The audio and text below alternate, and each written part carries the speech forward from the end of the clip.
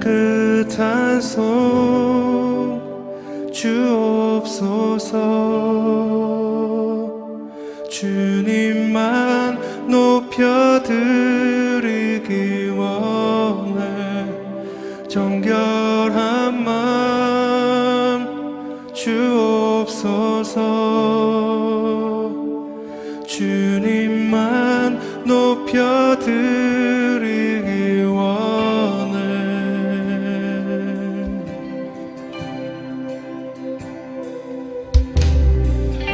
무릎 꿇고 엎드리니 우릴 겸손케 하소서. 악한 데서 눈을 돌려 모든 상버리오니 깨끗한 손 주옵소서.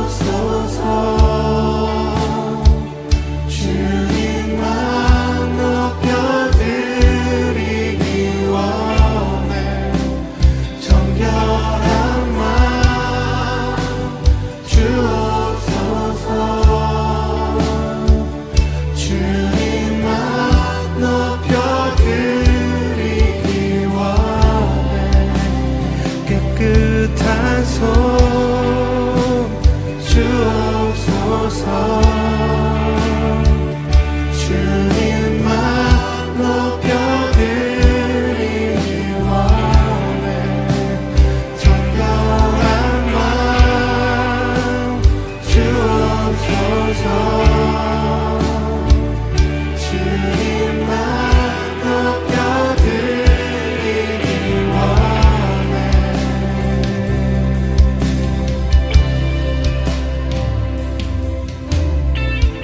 무릎 꿇고 엎드리니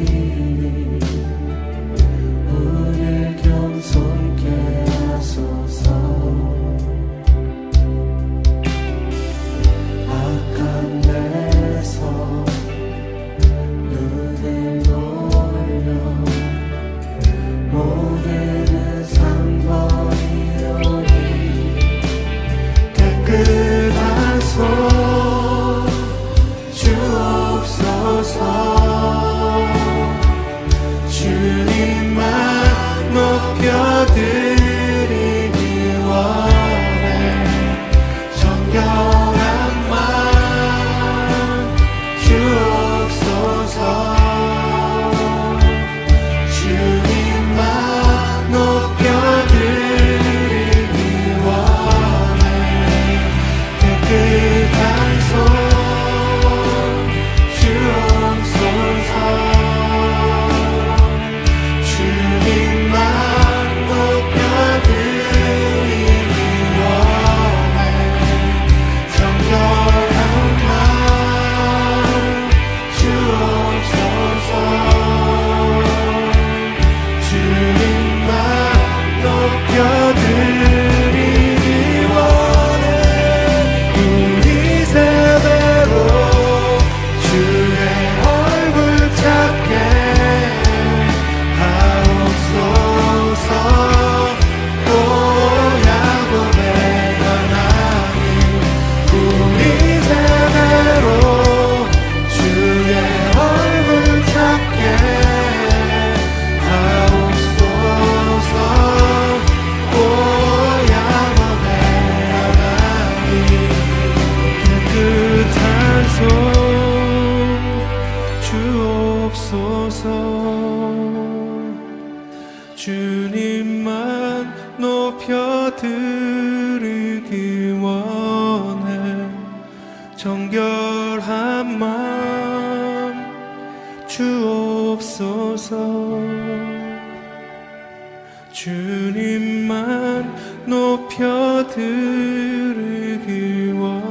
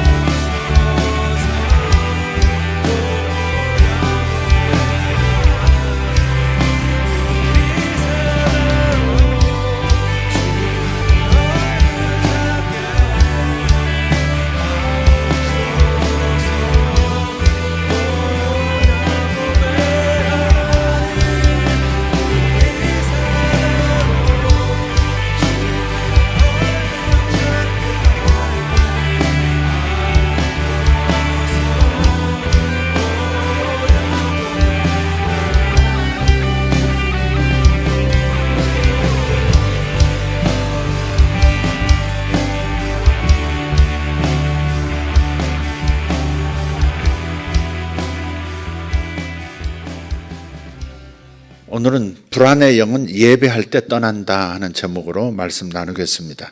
창세기 35장 1절에서 7절 말씀입니다. 창세기 35장 1절에서 7절 말씀. 본문 정확한지 한번 보세요. 7절까지 썼는지. 자, 읽겠습니다. 하나님께서 야곱에게 이르시되 일어나서 베델로 올라가 거기서 거하며 내가 내 형 에서의 얼굴을 피해 도망할 때 나타났던 하나님에게 거기서 제단을 쌓으라 하시니 그때 야곱이 자기 집안 사람들과 또 자기와 함께한 모든 자들에게 이르되 너희 가운데 있는 이방 신들을 내버리고 정결하게 하고 옷을 갈아입으라. 우리가 일어나 베델로 올라가자. 내 고난의 날에 내게 응답하시고 내가 가는 길에서 나와 함께 하신 하나님께 거기서 내가 제단을 쌓으려 하노라 하며 그들이 자기들 손에 있는 모든 이방신들과 자기들 귀에 있는 모든 귀고리들을 야곱에게 주니 야곱이 그것들을 세겜 옆 상수리 나무 밑에 숨겼더라. 그들이 이동할 때 그들의 사방 도시들 위에 하나님의 공포가 임하였으므로 저들이 야곱의 아들들을 추격하지 못하였더라. 이렇게 야곱과 또 그와 함께한 모든 사람들이 가나안 땅에 있는 루스 곧 베델로 갔더라. 그가 거기서 제단을 쌓고 그것을 엘베델이라 하였으니 이는 그가 자기 형의 얼굴을 피해 도망할 때 하나님께서 거기서 그에게 나타나셨기 때문이더라. 아멘. 요즘 많은 사람들이 불안해하는 것 같습니다. 인터뷰를 그런 종류의 인터뷰를 요구했기 때문에 그런 대답을 요구한 인터뷰이기 때문에 그런지 몰라도 북한에서 또 미사일을 우리 영토로 쏘고 하는 그런 상황들 때문에 이렇게 대답하는 청년들 또 이렇게 주민들 보면 불안하다는 거예요. 실제로 이런 일이 일어나면 어떡하나, 전쟁이 일어나면 어떡하나, 미사일이 갑자기 어디로 떨어지면 어떡하나, 뭐 이런 불안한 마음을 많이 표현하더라고요. 청년들도 미래가 불안해요. 집값은 떨어졌는데 계속 떨어지고 있는데 근데 금리가 너무 높으니까 뭐 대출도 쉽지가 않지만 집을 마련하는 모험을 하기가 어려운 그런 불안감들이 있는 거예요. 집값 떨어질 때 집은 있어야 되니까 집을 매입하면 좋겠는데 그게 이제 금리 때문에 어려운 거예요. 미국은 뭐 자이언트 뭐 스텝이라 해가지고 뭐 굉장히 굵게 이렇게 금리를 올리고 있잖아요. 지금 4%까지 뭐 금리를 올린다 그랬었는데 그게 아니라 5까지 올릴 것을 목표로 하고 있는 것처럼도 보이고 그러다 보니까 이제 우리 국가적으로는 금리 차이가 나니까 돈이 또 다 빠져나갈까 봐 또 불안하고 정부는 정부대로 그렇고 전 세계가 지금 우크라이나 러시아 전쟁 때문에 또 그런 것들 때문에 경제가 또 어떻게 될까 불안해하고 또 이태원 사건이 생겨가지고 청년들만이 아니라 부모들도 이제 자식 불안이 있는 겁니다. 평생 안전해야 될 텐데 그런 생각이 절로 나는 겁니다. 바깥에서 일어난 남의 가정에 일어난 일이긴 하지만 그러나 이 일이 남의 가정에만 일어난다고는 보장이 없으니까. 미가엘이 어디서 또 어제 저녁에 자고 온다 그러더라고요. 친구 집에 친구한테 가서 그 기숙사에 있는 친구인데 기숙사에 잘 데가 있나 이런 생각을 하면서 그럼 어디 찜질방 가서 자나? 찜질방 안전할까? 이런 생각하면서 어디서 자냐고 전화를 밤중에 해가지고 확인까지 했어요. 기숙사에서 잔대요. 남의 대학 기숙사에 가가지고 지는 침대에 올라가자고 주인은 바닥에서 자고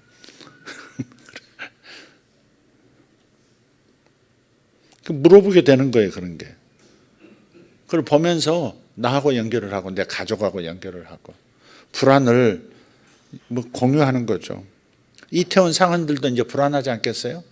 이태원이 참사지구가 돼가지고 이제 뭐 고객들 뭐 여기 오는 사람들 떨어지면 어떡하나 이 이미지 떨쳐내기 어려울 텐데, 지역 상권이지 어떡하나, 어떻게 먹고 사나, 벌써 불안할 거예요, 전부들.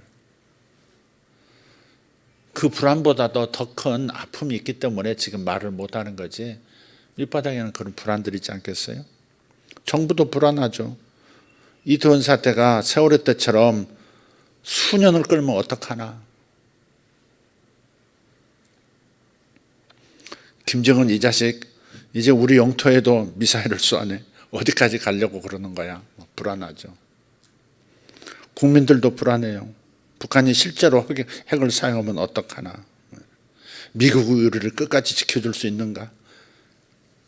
저들의 핵을 사용하려고 할 때 정말 핵을 사용해서라도 막을 수 있는가. 불안하죠. 우리가 핵을 가져야 되는 거 아니야 결국. 이런 생각하게 됩니다.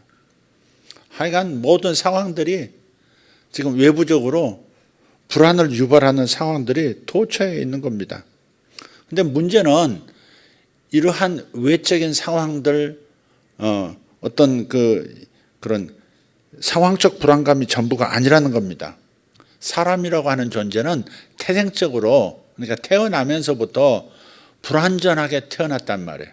죄에 노출돼서 신라곤, 에덴에서 쫓겨난 그런 불완전한 상태예요. 완전하지 못해요. 목숨도 스스로 지켜낼 수가 없어요. 바이러스가 눈에 보이지도 않는 것이 사람을 그토록 수많은 사람을 죽이고 휩쓸고 지금 지나갔어요. 이 사람은 스스로 자기의 수명도 지켜내기가 쉽지 않은 세상, 그런 세상을 살고 있다 하는 그것이, 다른 말로 하면 사람은 불완전하기 때문에 불완전한 자신을 발견하면 불안해지는 겁니다. 왜 불안해요? 내가 불완전한 걸 알기 때문에. 내 미래를 내가 스스로 보장할 수 없기 때문에. 그래서 불안한 거예요. 그래서 이런 내적인 불안감에다가 또 불안한 상황들이 국내적으로 국외적으로 계속해서 발생한단 말이에요. 그러니까 불안을 넘어서서 그냥 트라우마로 자리를 잡는 겁니다. 불안 트라우마라고 할까요? 스티그마가 생기는 거예요. 상흔이 생기는 거예요. 곧바로 불안에 대해서 반응할 준비가 다 돼 있는 그런 마음의 상처기들을 가지고 있는 겁니다. 그게 이제 세상에서 사는 사람들의 상황이에요, 지금. 그렇다면 이런 상황과 상태 속에서 우리라면, 우리 하나님의 사람들은 어떻게 살아야 할 것인가 하는 질문을 던지지 않을 수가 없는 거죠. 오늘 본문에서 야곱이라고 하는 인물이 소개가 돼요. 우리 야곱 잘 알죠. 야곱의 일생을 자기 늙어서 죽기 직전에 바로 앞에서 이집트의 파라오 앞에서 이렇게 말합니다. 그대는 연세가 얼마냐 물으면서 이제 덕담을 주고받는 자리에서, 그 처음 대면한 자리에서 야곱은 자기가 어떻게 살아왔는지를 한마디로 이렇게 표현해요.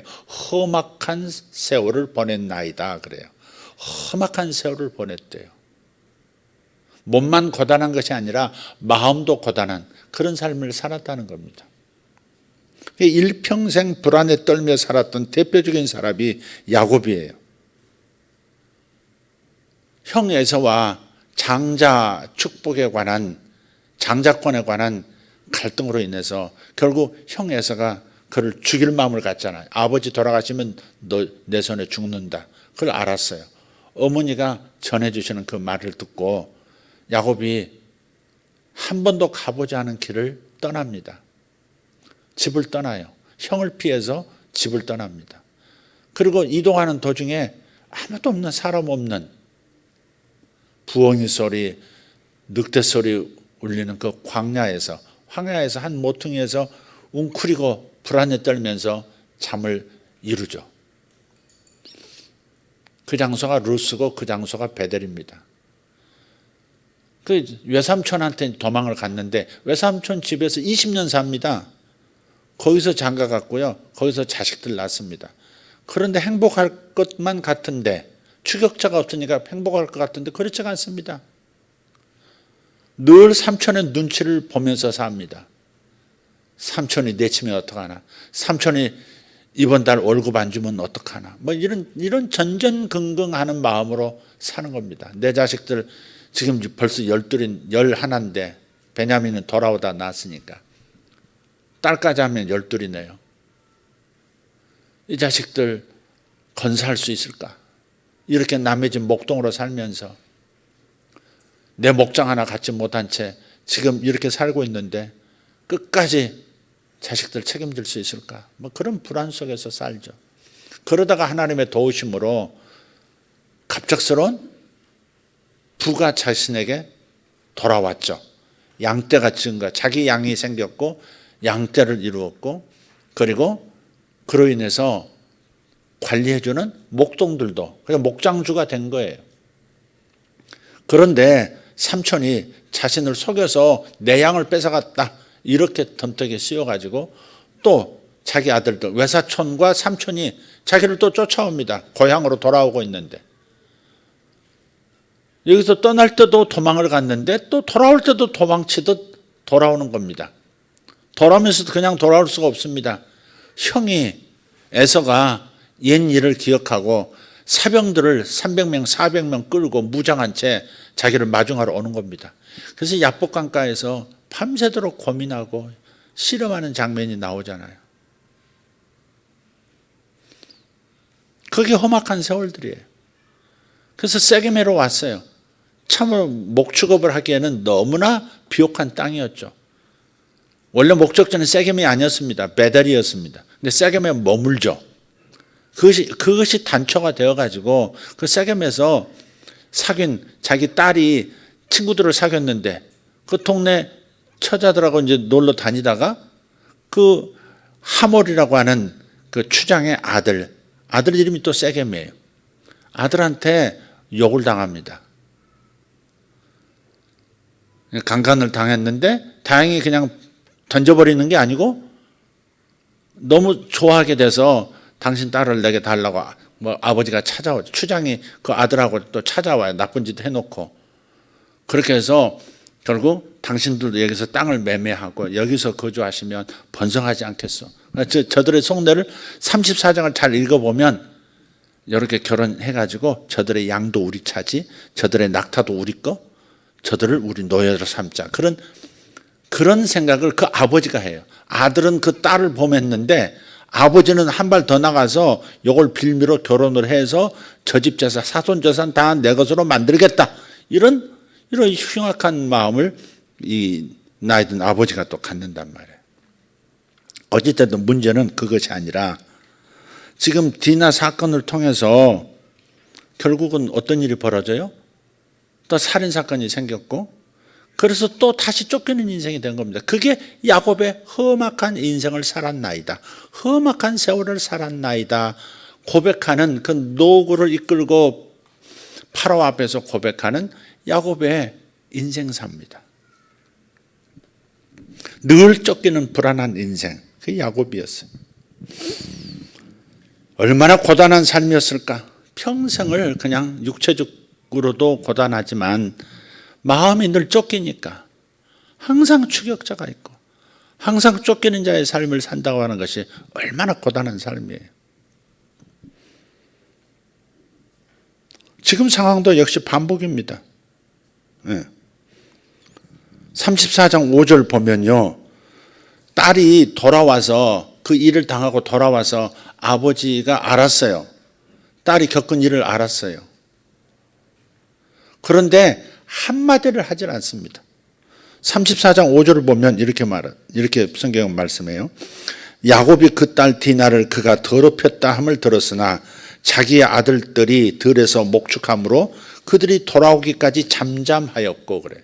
한마디도 하지 않습니다. 문제가 터졌는데 아버지 된 자로서 정상적인 대응을 지금 못하는 겁니다. 딸 우선 위로를 해야 될 거 아닙니까? 다친 데는 없는지 봐야 될 거 아니에요. 뭐라도 말을 하고 딸을 챙겨야 되지 않습니까? 아무 말도 하지 않어요. 반응이 없습니다. 딸이 바깥에 나가서 일을 당하고 왔는데 그에 대한 아무런 반응이 없다고 하는 것은 그건 심각한 상태에 빠진 겁니다. 야곱이. 그러니까 불안으로 트라우마가 생긴 사람은 이처럼 이성적인 판단도 하지 못하고 대응도 하지 못하고 그저 자기만 생각하는 겁니다. 30절 자세히 읽어보면 그렇으면 야곱이 야 이러다가 또 야반도 해야 되겠네. 다 죽게 생겼네. 내가 죽게 생겼네. 자기만 생각하는 거예요. 자기만. 그래서 불안이라고 하는 것은 단순한 감정으로 절대 끝나지 않는다는 겁니다. 육체에도 심각한 스티그마가 생기고요. 한번 보세요. 불안해지 못해요. 호흡이 막 가빠집니다. 심장도 빨리 뛰기 시작하고요. 땀이 뻘뻘 납니다. 불안증에 시달린 사람 땀이 뻘뻘 나요. 잠도 잘 자지 못합니다. 악몽도 꿉니다. 심지어는 앞이 안 보이기도 합니다. 갑자기 앞이 안 보이는 겁니다. 다친 것도 없는데 무슨 병이 생긴 것도 없는데 세균 감염도 없는데 그냥 앞이 안 보이는 겁니다. 귀가 안 들리는 사람도 있습니다.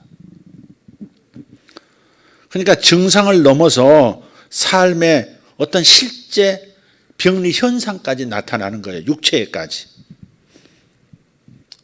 세월호 3년이 넘도록 우리는 웃기가 어려웠어요. 기가 막혔잖아요. 그 광경을 생생하게 그 한 시간에 배가 기울기 시작하면서 그냥 입구가 그냥 물에 잠겨버리고 뱃머리가 쑥 가라앉는 그 광경을 그냥 고스란히 바라보고 있었다고요. 어떤 사람은 그러더라고요. 막 군인 왜 와가지고 저 바축합바로 구멍이라도 뚫지 뭐 하고 있느냐고 막 이랬는데 한번은 상황 뭐 지켜보고 그 아이들이 그냥 수장되는 것을 봤죠. 그리고 가족들이 그렇게 원통해하는 것도 봤어요. 그래서 3년 거의 3년 넘도록 우리는 웃을 수가 없었고요. 무슨 축제에 참여할 수도 없고 축제라는 걸 만들 수도 없었습니다. 대학가부터 시작해서 일반 국가적인 어떤 행사도 할 수가 없었어요. 다 노란 리본을 눈앞에 두고 살았고 그거 안 달면 이상한 사람 됐고요. 기뻐할 수가 없었다고요. 보이지 않는 압력이 있었죠. 마음 안에서 자발적으로 일어나는 함께 해야 한다고는 그 부담과 함께 외부에서 끊임없이 진상규명을요 얼마나 많이 한지 모릅니다. 진상규명 수십억 수백억 들여서 했는데 마치고 나서 보고되면 흡족하지 않다. 또 진상규명해라. 그 수많은 돈들이 그 가족들에게 돌아간 것도 아니더라고요. 그 진상규명한다고 달라붙던 수많은 변호사들, 뭐 조사단들, 수많은 시민단체들 들러붙어가지고 빨대 꽂고 쫙쫙 빨아먹는 그런 상황이 계속 되는 겁니다. 이에 대해서 이의를 달아서도 안 되고 이제 좀 원점으로 돌아가자고 말할 수도 없었습니다. 나중에 가족들이 너무 미안하니까 이제는 좀 놔줍시다. 뭐 이렇게 하는 분들, 오히려 가족들이 나라를 위로하는 상황이 됐었고 정상으로 돌아가자고 제안도 했었죠. 그래서 이태원 사건을 보면서 이제 다시 그런 요구를 받아야 할지도 모른다는 생각을 해요. 어떤 정치인들은 2년짜리다, 2년짜리 이렇게 말하는 것도 이렇게 방송이 됐어요. 이건 2년짜리, 2년은 끌고 갈 수 있다. 이런 말을 한단 말이에요. 우리가 얼마나 부모들이 원통하게 가족들이 얼마나 상심이 되겠어요. 기가 막히잖아요.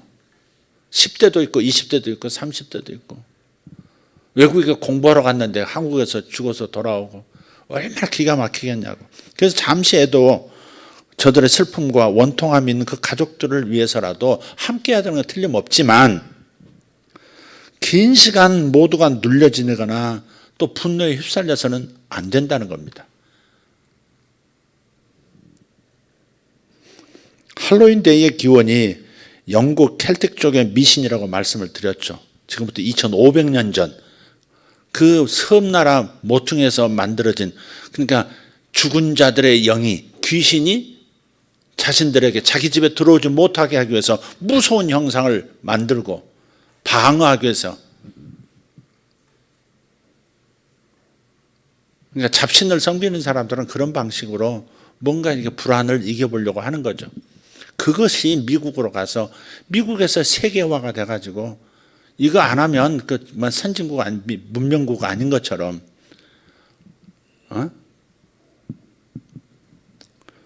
문화인데 이걸 뭘 가지고 그러느냐 시비하고 그러는 상황이죠.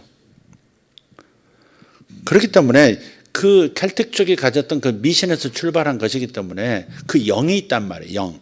그런 구조를, 그런 사상, 그런 종교 문화를 만드는 어떤 영들의 작용이 있단 말이에요. 그것은 기독교인들만, 성경을 아는 사람들만 볼 수 있는 관점이거든요. 그래서 이 죽음의 영을 더 이상 불러들여서는 안 된다 하는 겁니다. 계속해서 애도하는 것, 잠깐 애도하는 것은 그것은 당연한 것이고 필요한 것이지만 그러나 죽음의 굿판을 만들어서는 안 된다 이 말. 죽음의 굿판이라는 말은 죽은 영을 불러내는 겁니다. 거의 그런 수준까지 가버리는 거예요. 웃지도 마. 행복해하지 마. 애들이 죽었잖아. 이것을 길 끌고 가는 겁니다. 그래서는 안 된다. 심지어는 분노하는 것이 애도하는 것이다. 이런 선동에 휩쓸려서도 안 됩니다. 분노하는 것이 애도하는 것이다.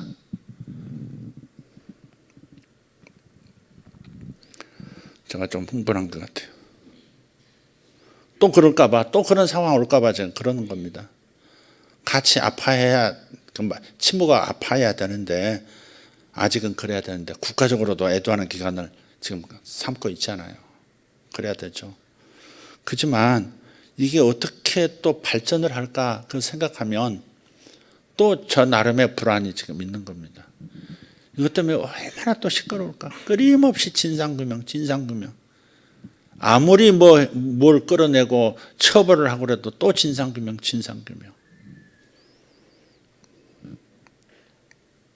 야곱의 상태를 지금 살펴보면요. 심리적으로 굉장히 무력해진 상태입니다. 그래서 자기 문제에 몰두하는 거예요. 혼이 나간 것 같습니다. 딸과 아들들의 아픔이 보이지 않는 겁니다. 딸이 그 일을 당하고 왔는데 그 아픔이 눈에 잘 들어오지 않는 거예요. 우선 나 어떻게 해야 되지? 나 어떻게 해야 되지? 뭐 이런 겁니다. 자기 중심으로 돌아가는 겁니다. 아들들의 분노를 어떻게든 해결해 주는 사람이 아버지 아닙니까? 그죠? 자식이 억울한 일을 당했으면, 평생 잊을 수 없는 일을 당했으면 아버지가 잠깐이라도 대신 분노하고 이 일을 해결하려고 나서야 되잖아요. 그렇게 무능력한 아버지도 있어요. 그렇게 무능한 어머니도 있어요. 자식이 억울한 꼴을 당했는데 그냥 쳐다만 보고 있는 겁니다. 그러면 자식들은 뭐가 생겨요? 분노가 곱으로 생기죠. 그건 자식의 마음에 있는 그 분노와 억울함을 아비가 돼서 나서서 그렇게 뭔가 액션을 함으로써 그 마음속에 있는 고통을 씻어내 줄 수 있거든요. 근데 그 아버지가 그 역할을 안 하면 어떻게 되겠어요? 자식들은 그런 모습을 보면서 내 인생을 내가 해석할 수밖에 없구나. 더 큰 분노, 올바르지 않는 방식으로 반응하게 돼 있죠. 이 가정이 그렇게 돼버린 겁니다.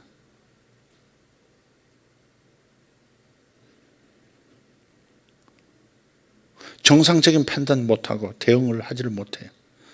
그런데 이런 불안 증세에 시달려서 정상적인 삶을 살지 못하고 있는 이 야곱에게 해결책이 주어져요. 그게 오늘의 메시지고 오늘의 결론이에요. 창세기 35장 1절을 보면 하나님이 나타나 주신 거예요. 야곱 가문이, 아브라함 때부터 야곱 가문이 늘 하나님과 소통하는 방식, 꿈이었어요. 하나님께서 나타나셨어요. 지금 여기서는 꿈이라고 말씀하지 않지만, 명백하게 얘기하지 않지만, 지금 야곱은 항상 꿈을 통해서 베델에서 계시를 받았고, 저기 바단 아람에 가서 삼촌 집에서도 계시를 받아서 부자가 돼서 돌아왔고, 그러지 않습니까? 야곱의 하나님과의 소통 방식은 꿈이었어요. 35장 1절을 다시 한번 읽어보겠습니다. 하나님께서 야곱에게 이르시되 일어나서 베델로 올라가 거기에 거하며 내가 내 형 에서의 얼굴을 피해 도망할 때 내게 나타났던 하나님에게 거기에서 제단을 쌓으라. 아멘. 사실 이건 야곱에게만 주어진 해결책이 아닙니다. 지금 뭐 하라 그러시는 거예요? 베델에 가서 예배하라 그러는 거예요. 예배. 베델에 가서 예배하라. 제단을 쌓으란 말은 예배하란 말 아니에요. 예배하라 그랬어요. 이게 처방책이었어요. 이게 해결책이었어요. 불안에 휩싸여서 불안에 갇혀 사는 두려워 떠는 야곱에게 해결책은 예배였던 거예요. 사실 이 정도가 되면 정신이 나가 있는 상태, 제대로 된 판단도 대응도 못하는 이런 상태라면 어떻게 보면 심각하게 악한 영에 눌려있는 상태라고 할 수도 있어요. 귀신 들린 상태가 꼭 막 정신을 잃고 막 미친 짓을 하고 돌아다녀야만 귀신에 들린 게 아닙니다.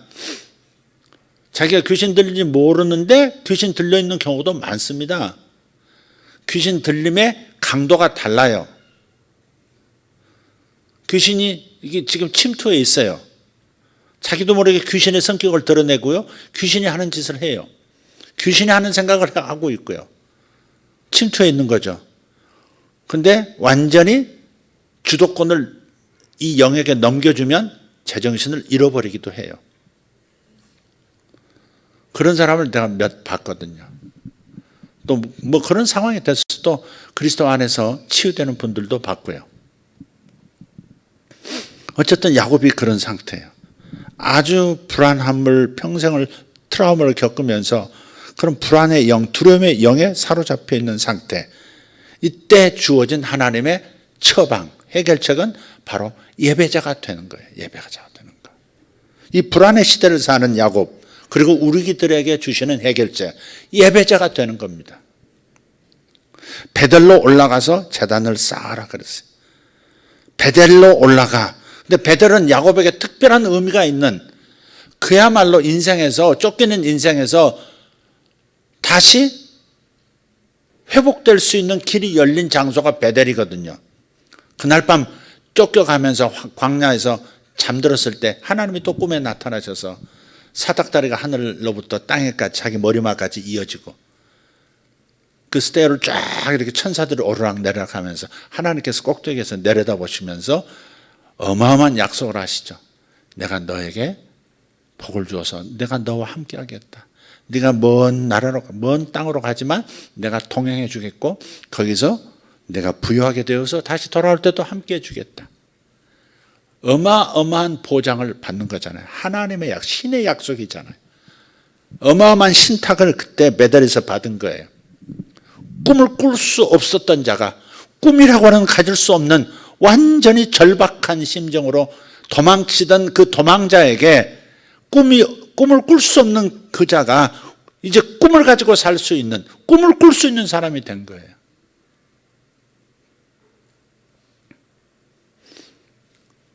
그게 베델의 기억입니다. 그래서 기억하는 것이 참 중요한 거예요. 내가 어디서 하나님을 만났었나? 예수를 처음 믿을 때만이 아니라 예수 믿고 살아오면서 주님께서 나의 손을 붙잡아 주셨던 때들이 있거든요. 위기에서 건져준 때가 있거든요. 목숨을 건져주신 때도 있고요. 그야말로 갈망을 가질 수 없는, 꿈을 가질 수 없는 연약한 때 주님께서 꿈을 심어주시고 약속해 주신 그런 때도 있거든요. 오늘 드럼한 형제가 앞으로 이제 같이 이제 드럼을 해줄 텐데, 제가 이제 집회를 두어 차례 갔던 그 이달명 목사님 교회, 거기가 무슨 교회더라? 어울링이 아니라 아울렛? 아리올. sorry. 일부러 그런 거야. 아리올 교회. 저 집 지난 수요일에 설교를 했잖아요. 어느 집은, 어느 목사님은 아들이 셋 있는데 셋 다 목회자가 된다고. 근데 나는 두 놈 중에 한 놈도 없다고. 그게 이제 두 놈이 어렸을 때 다 유학을 가가지고, 중학교 1학년 되자마자 다 유학을 가가지고, 아버지하고 같이 사역을, 교회를 이루고 나가는 경험이 없다 보니까, 내가 아버지 뒤를 이으리라, 아버지와 함께 주님의 일을 하리라, 이런 생각이 없는 거예요. 근데 쟤들은 아니야. 형, 또 둘째 형, 그리고 본인까지 전부 신학을 하고 우리 현익이 형제죠. 이현익 형제. 저 이현익 형제도 조금 있으면 이제 지금 3학년인데 4학년 마치면 이제 전도사로 이제 또 파송이 돼서 사역을 할 텐데 그때까지는 형제라고 부를 겁니다. 근데 내가 왜 이 얘기를 꺼냈냐면 제가 개척을 하고요 얼마 되지 않았어요. 제가 양재동에 처음에 개척을 했었거든요. 그 지하에. 근데 그때 이제 몇 분이 이제 이렇게 전도가 돼서 몇 분이 예배를 드리고 있었어요. 아주 몇 분이에요. 정말 그야말로 몇 분. 그런데 어느 날 저희 사촌 누님이 온누리교회를 다니시는데 온누리교회 그때 하스테반 선교사라고 찬양 인도를 하는 분이 있었어요. 하스테반 선교사님이 찬양 집회를 하는데 그 집회 한번 가자고. 그래서 제가 누님하고 같이 갔어요. 얼마나 많은 젊은이들이 모였는지. 근데 찬양 자체가 젊은이들이 모이게 생겼더라고요.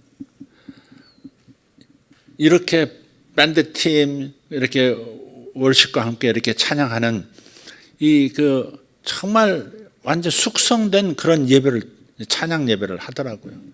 근데 그 예배들 들으면 제가 많이 울어서 그 자리에서 막 젊은이들 사이에 있다가 제가 그 앞에서 그냥 그대로 꼬꾸라져 가지고 그냥 바닥에서 시멘트 바닥에서 그냥 머리를 쳐박고 울면서 기도를 한 적이 있어요.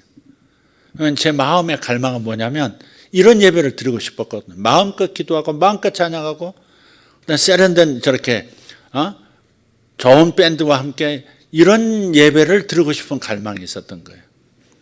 그 전까지 대부분 교회가 그때 당시만 해도 그래서 초창기죠. 온누리교회도 한국에 있는 교회들이 그렇게 예배 드리지 않았어요.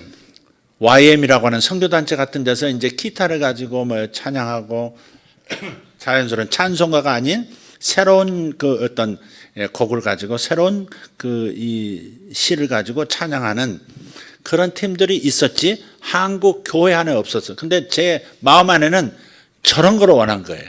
온누리교회에서 드리는 저런 자유스러운 저런 찬양과 기도를 함께하는 그런 예배. 그러니까 제 꿈이었거든요. 왜냐하면 제가 선교사님 밑에 있었기 때문에 그분이 외국에서 이제 재즈 스타일로 뭐 이렇게 피아노도 치시고 막 하는 그런 분이었기 때문에 뭐 색소폰도 부르고 막 그러는 예배였거든요. 그보다는 훨씬 한국적이면서 세련된 그런 예배를 온누리교회에서 드리고 있더라고요.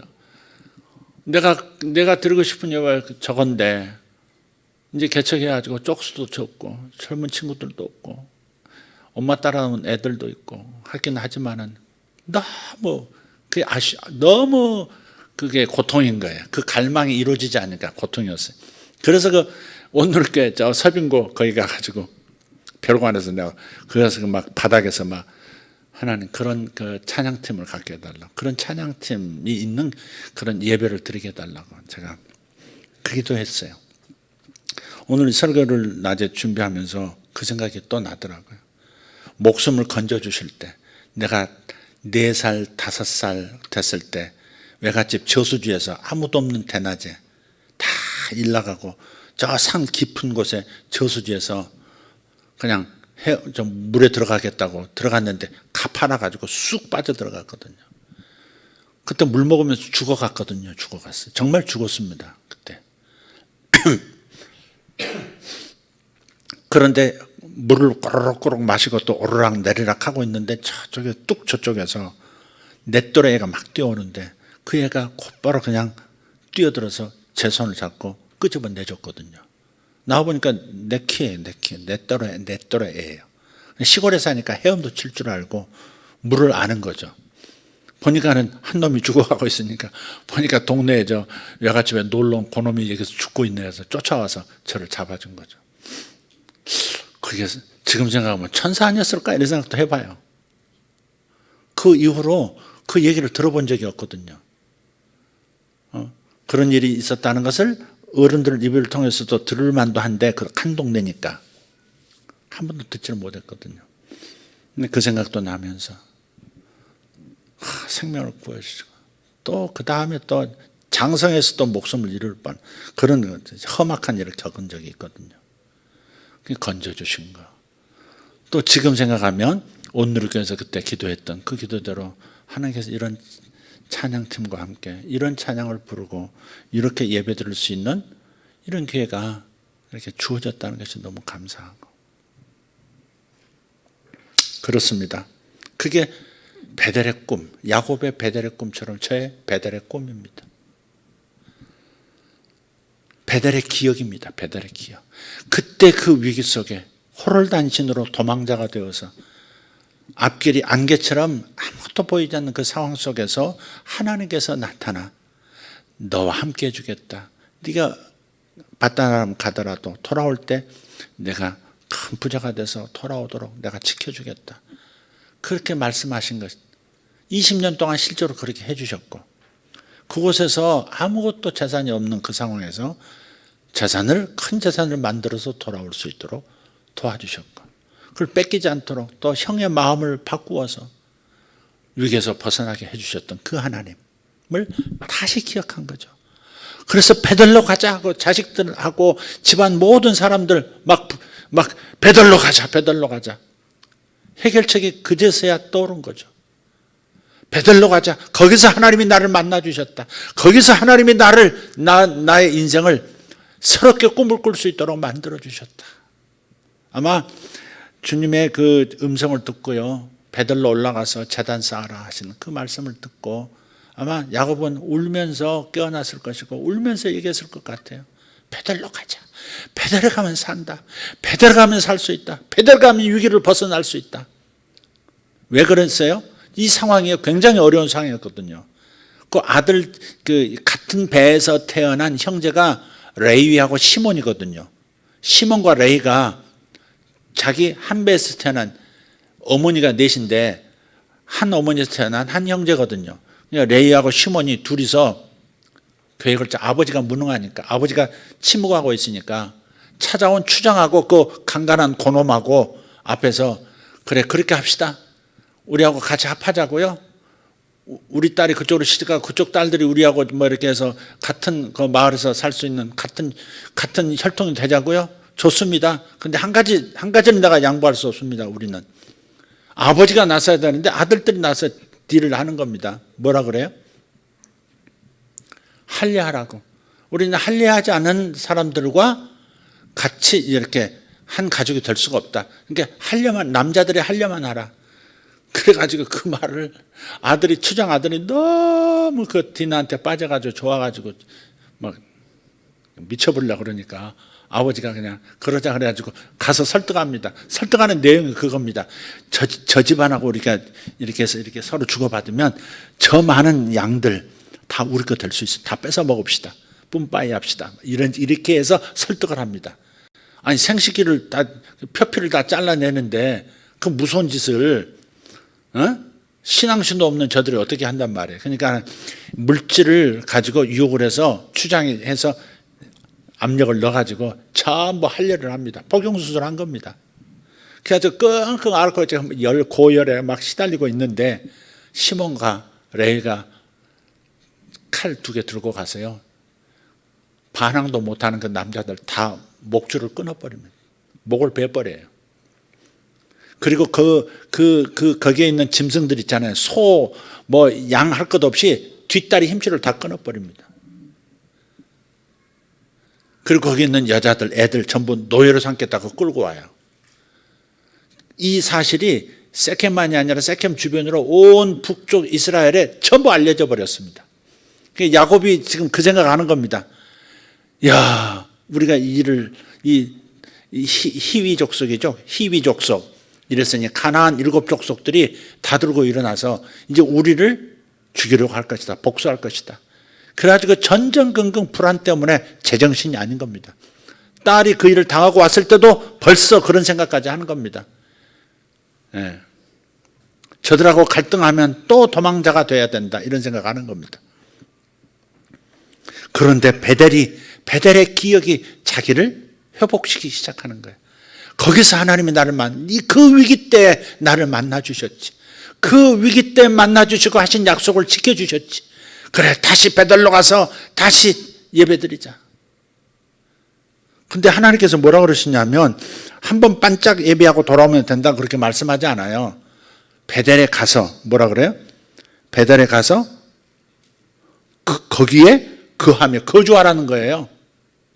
한번 반짝 예배하고 돌아오라는 얘기가 아니에요. 뭐라 그러세요? 주님 거기에 거주하라는 말은 남은 인생 예배자가 되라 그 말이에요. 예배자가 되라. 예배라는 게 뭐예요? 하나님과 접촉하는 거죠. 하나님과 접촉하는 거예요. 하나님과 접촉할 때 하늘의 사건이 일어나죠. 하늘의 능력이 임하는 겁니다. 예배는 하나님과 접촉하는 거예요. 사람이 왜 영으로 지어졌는데요? 사람에게 영이 있다는 게 뭐예요? 영이신 하나님을 접촉할 수 있도록 하나님께서 사람에게 영을 가진 존재로 지으신 거죠. 몸을 가졌다는 것은 자연과 세상과 물질과 접촉하라는 것이고, 영을 주셨다는 것은 영으로서 하나님을 접촉하고 하나님에게 속한 모든 영적인 존재와 영적인 선한 것들을 접촉해서 그 혜택을 누리며 살라고 사람을 영으로 지으신 거예요. 사람은 영이라고요. 사람은 영이에요. 마음이 중심이 아니에요. 혼이 중심이 아니에요. 사람은 영이 중심이에요. 그래서 사람에 대한 정의를 제가 어떻게 내렸어요? 사람은 영인데, 영으로서 혼이라는 기능을 가지고 육체 안에서 사는 존재, 그게 사람이라고요. 사람의 중심은 영이에요. 영.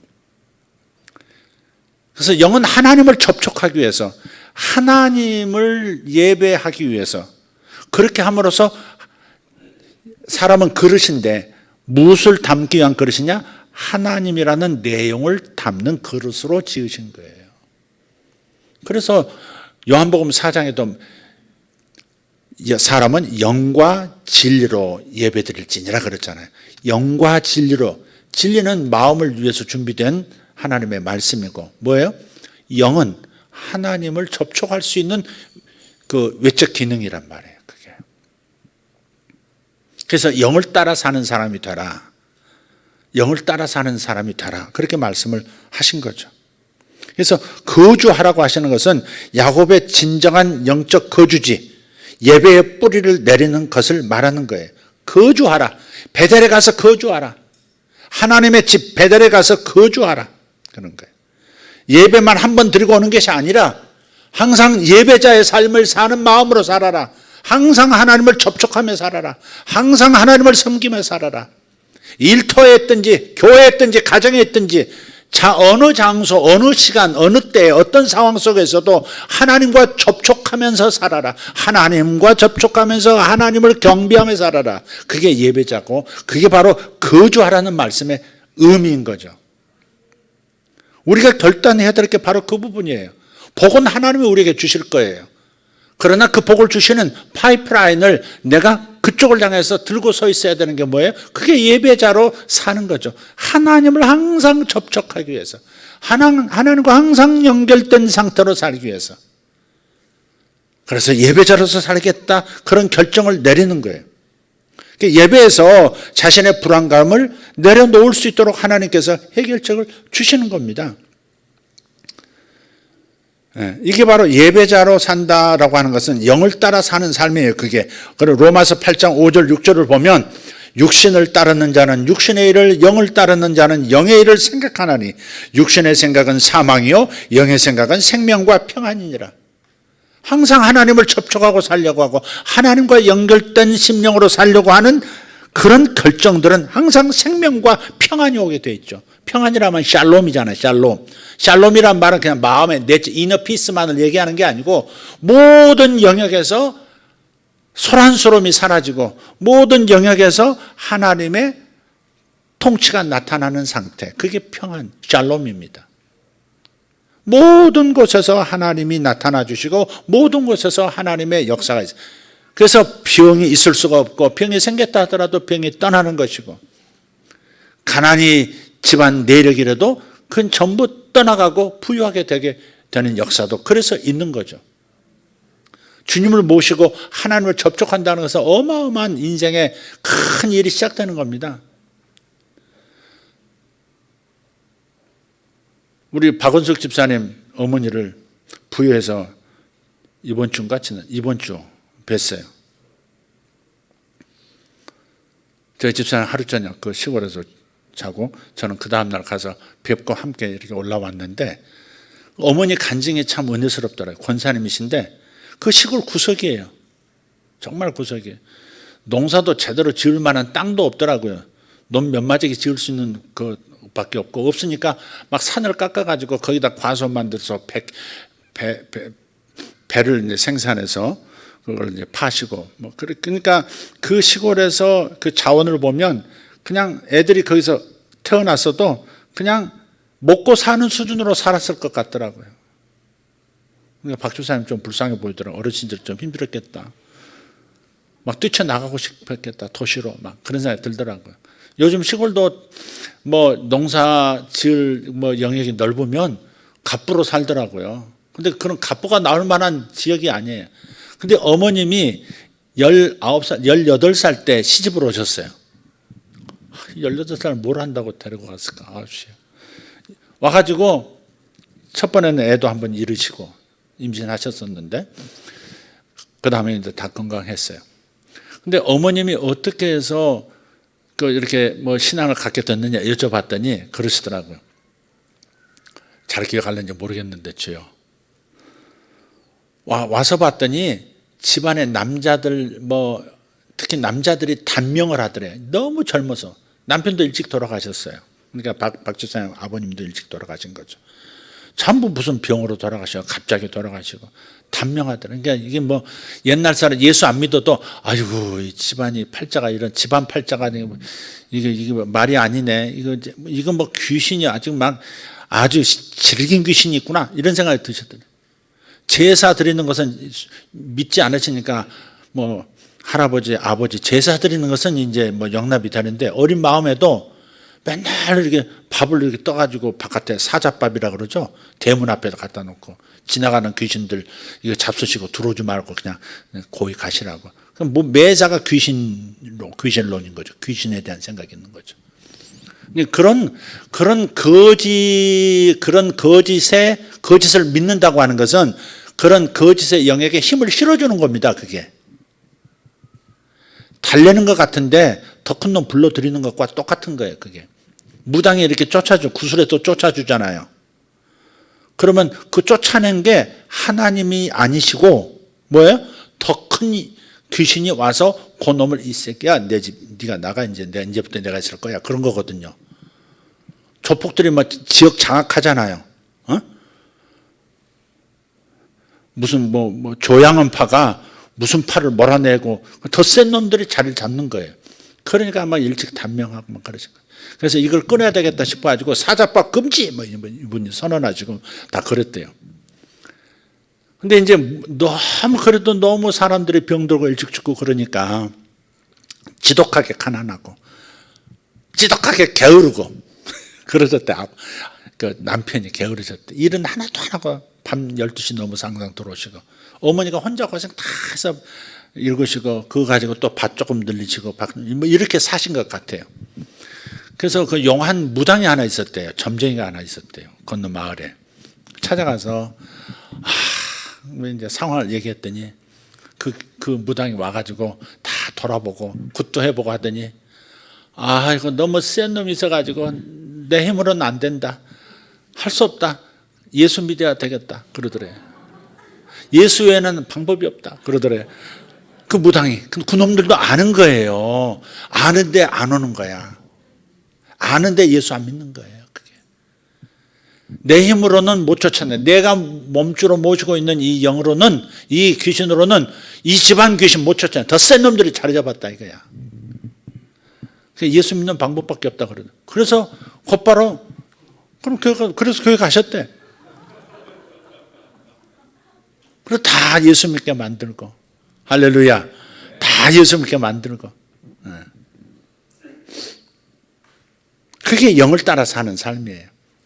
근데 그 다음부터 그런 식 끊어지고 자식들도 잘 살고 좋은 사람 만나서 좋은 가정 이루고 그러시는 거예요.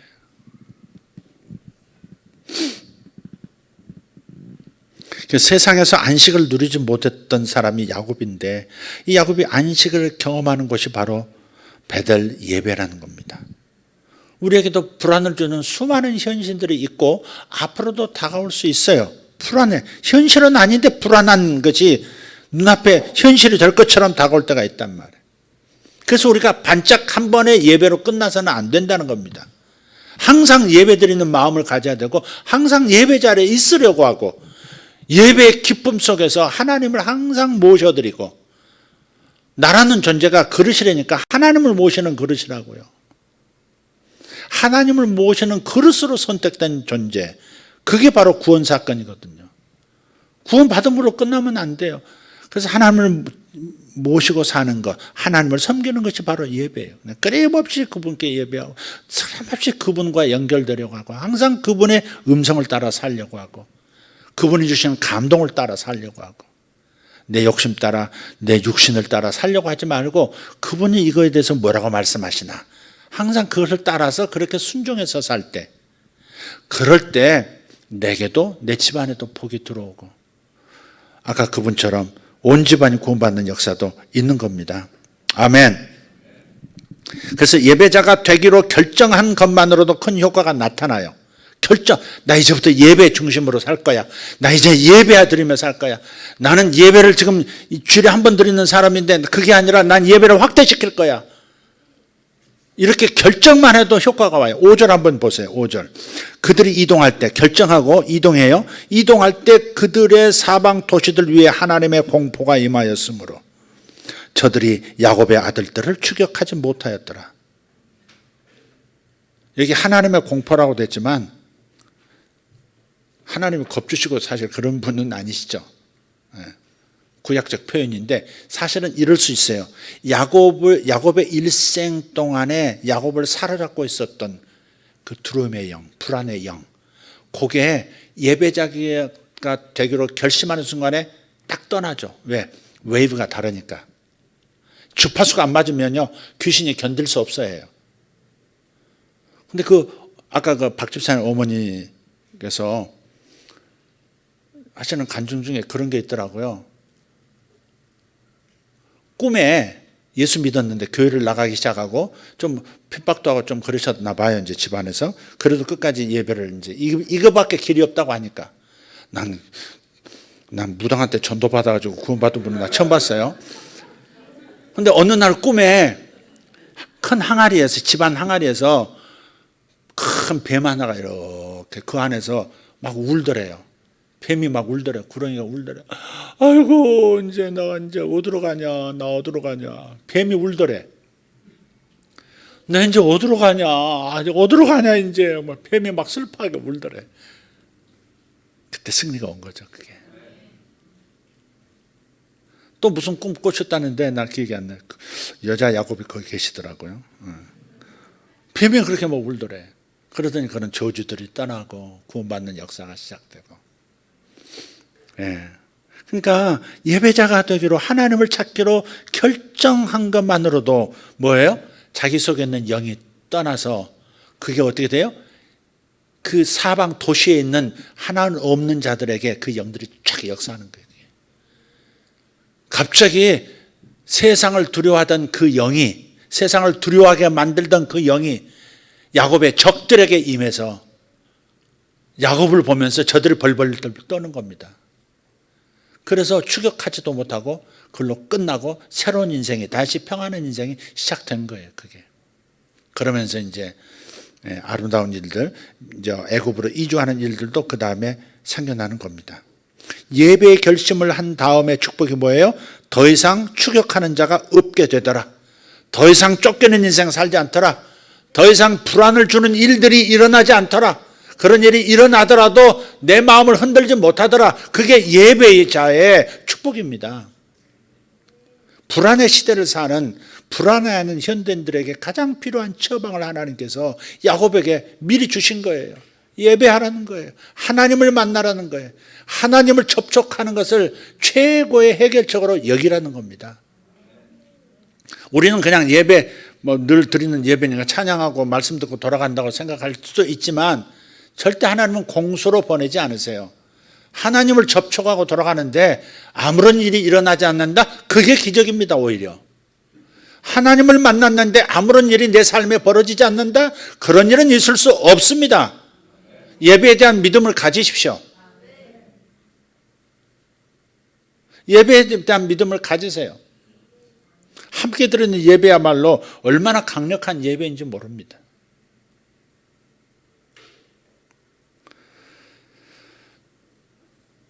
죄악 많은 세상 속에서 예배가 없이 살아가면 문제가 없음에도 불구하고 끊임없이 추격을 당하게 됐어요. 불안으로부터 추격을 당해요. 계속 불안한 인생. 그래서 불안감이 올 때 우리가 올라갈 곳은 어디예요? 예배 자리입니다. 예배 자리입니다. 불안하면 예배 드리십시오. 불안하면 무조건 예배입니다. 불안하면 무조건 예배입니다. 두려워지면 무조건 예배입니다. 돈이 두려움을 주든 사업이 두려움을 주든 자식이 불안을 주든 뭐가 됐든 간에 그런 사람들은 무조건 예배 자리로 올라가는 겁니다. 주님의 처방을 들으십시오. 베델로 올라가 거기에 거주하며 그곳에서 제단을 쌓아라. 할렐루야. 할렐루야. 이것이 이 시대에 필요한 메시지라고 믿고 우리 성도들은 물론이고 그렇지 않은 사람들에게도 큰 처방이 될 것이라 믿습니다. 기도하십시다.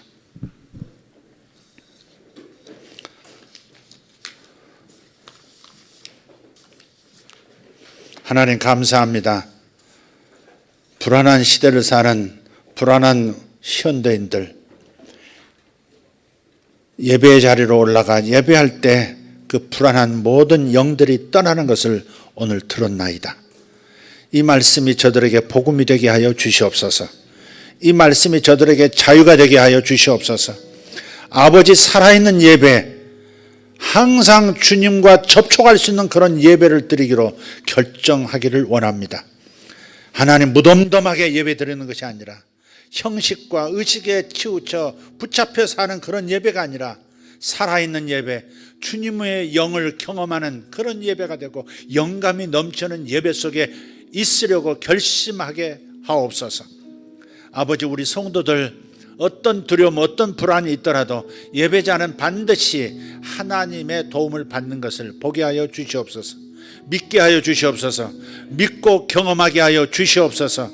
야곱을 살려내신 주님, 야곱이 달라지게 만들어 주셨던 주님, 우리도 달라지게 만들어 주시옵소서.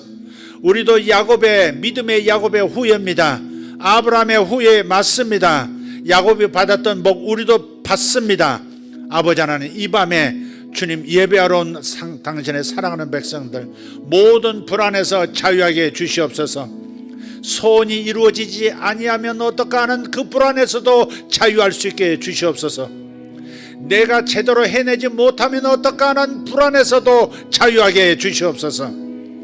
아버지 하나님 세상이 주는 불안들, 세상이 주는 두려움들, 세상이 우리를 흔드는 모든 것으로부터 우리가 자유하기를 원하시는 주님이시여, 오늘 진리의 말씀을 들었으니 진리를 알지니 진리가 너희를 자유케 하리라. 이 말씀이 이루어지는 시간 된 줄 믿습니다. 예수님의 이름으로 믿습니다. 예수님의 이름으로 믿습니다. 우리 다 같이 일어나서 기도합시다. 두 손 들고 주여 한번 부르고 기도합니다. 주여, 주여, 다시 한번 크게 주여. 할렐루야. 아버지 우리를 하여금 담대하게 하시고 우리를 하여금 믿음으로 서게 하시는 주의 은혜를 감사합니다. 우리의 연약함을 하감하시고 아버지 불안 증세가 떠나가게 하시고 아버지 하나님 불안의 요소들이 아무것도 아닌 것으로 우리 발 아래 있음을 아버지 하나님 보게 하여 주시옵소서. 예배자가 다스리고 예배자가 삶을 통치하고 예배자가 미래를 통치하는 것을 믿습니다. 예배를 결정한 자들에게 주의 복이 임하는 것을 믿습니다. 야곱의 하나님 나의 하나님, 야곱의 하나님 나의 하나님, 야곱의 하나님 나의 하나님, 베델의 하나님 나의 하나님. 주님께서 베델에서 야곱을 만나시고 역사하셨습니다. 아버지 저의 베델의 기억이 있습니다. 아버지 저에게 나타나 말씀하시고 저에게 하나님 능력을 부으셨던 권능과 사랑을 부으시고 정상적인 생각 가운데 걸어갈 수 있도록 역사해 주신 우리 하나님을 찬양합니다. 아버지, 그 밤의 기억을 찬양합니다. 그 밤의 기억을 추억합니다. 주님께서 나를 만나 주시던 날, 주님께서 나의 이름을 부르시던 그날을 찬양하고 주님께서 내 갈 길을 열어주신 성령의 역사를 일으키겠다 약속하신 그 밤을 또한 기억합니다. 아버지, 찬양합니다. 찬양합니다. 그 죽음의 영에서 끄집어내 주신 것을 감사합니다. 그 잔인함의 영에서 나를 건져주신 것을 감사합니다. 아버지, 그 갈망의 땅에서 소원이 소원으로 끝나지 아니하고 소원이 현실되게 하신 하나님, 나의 갈망을 땅에 떨어지지 않도록 현실이 되게 해주신 나의 아버지여 감사합니다. 위대하신 하나님 감사합니다. 아버지 하나님, 수많은 종들이 갈망하며 아버지 하나님 어느 때 주님 제게 역사하시겠나이까 기도하는 사람들, 주여 하늘을 가르고 강림하시고 하늘을 가르고 강림하사 저들에게 응답하시며 역사하여 주시옵소서. 역사하여 주시옵소서. 살아계신 하나님 감사합니다. 영원하신 우리 하나님 찬양합니다. 야곱의 하나님, 나의 하나님, 베델의 기억으로 돌아가십시오. 나를 만나 주셨던 그날로 돌아가십시오. 나를 건져 주셨던 그날로 돌아가십시오. 그리고 다시 한번 기억을 되새겨 기억을 반추하여 하나님께 감사하십시오. 그리고 새 힘을 얻으십시오. 여러분의 베델로 돌아가십시오. 여러분의 베델의 기억으로 돌아가십시오. 여러분의 베델의 기억으로 돌아가십시오. 내가 주님을 이렇게 사랑할 수 있도록 주의 영을 부으셨었지. 주님, 그 영을 다시 한번 부어주시옵소서. 그 영을 다시 한번 부어주시옵소서. 아버지, 아브라함의 우물을 이삭이 파면서 아브라함이 봤던 우물을 다시 마셨습니다. 아버지 하나님, 아버지 하나님, 다시 한번 당신의 우물로 돌아갑니다. 생수의 우물로 돌아갑니다. 베델의 우물로 돌아갑니다. 주여, 우리 성도들에게 아버지 옛 기억, 주님이 만나주시던 그 기억이 되살아나게 하여 주시옵소서. 믿음이 다시 살아나게 하시고 하나님의 사랑이 다시 생생하게 다가오게 하여 주시옵소서. 주여, 역사해 주심을 감사합니다. 주여, 역사해 주심을 감사합니다. 할렐루야, 할렐루야. 모카마카리아 다라디아로보 샬보리 미테리아마스 아마라디아라바사 카라니아라바소로벨라디아라바스. 주님이여 감사합니다. 주님이여 감사합니다. 주님이여 새날을 주심을 감사합니다. 모카바라디아라바솔라바라티아마라가리아마라디아라바소로발라타. 우리의 눈을 떠서 보게 하옵소서. 우리의 눈을 떠서 보게 하옵소서. 예배자의 행복으로 돌아오게 해주시옵소서.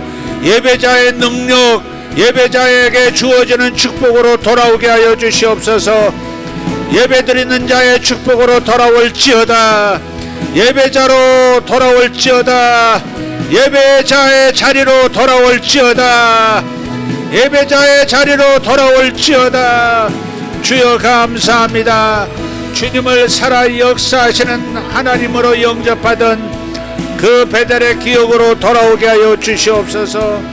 항상 주님을 예배하고 항상 주님을 찾고 항상 주님께 묻고 여쭙고 주님의 응답을 듣고 살려하게 해 주시옵소서. 하나님, 날마다 밤마다 주의 꿈, 주의 속삭이시는 말을 듣게 해주시고 하늘의 꿈, 하늘의 비유, 하늘의 언어로 속삭이시는 음성을 듣게 하여 주시옵소서. 주님께서 날마다 밤마다 주께서 나타나 아버지 하나님, 주님께서 하늘의 수수께끼를 풀어주시는 역사가 일어나게 하여 주시옵소서. 주여, 역사하여 주시옵소서.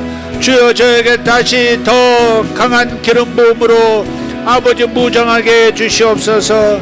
제 영을 일깨워 주시옵소서. 제 마음을 깨어나게 해 주시옵소서. 제게 주시는 주의 음성을 다시 한번 깊이 새기며 주의 말씀에 순종하는 그 마음이 되어지게 해주시옵소서. 주여 감사합니다. 주여 감사합니다.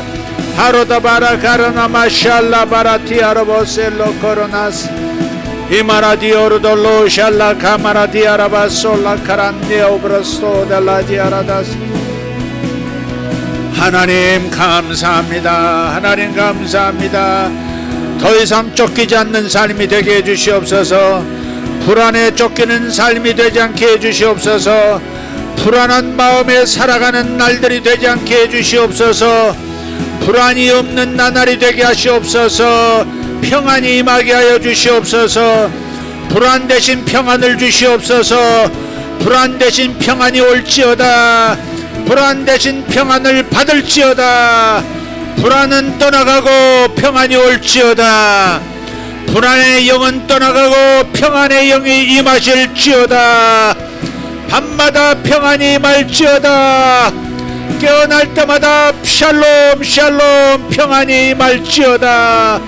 아버지여 감사합니다. 감사합니다. 주여 부르짖는 저들에게 응답하시고 주의 성령으로 역사하여 주시옵소서. 역사하여 주시옵소서.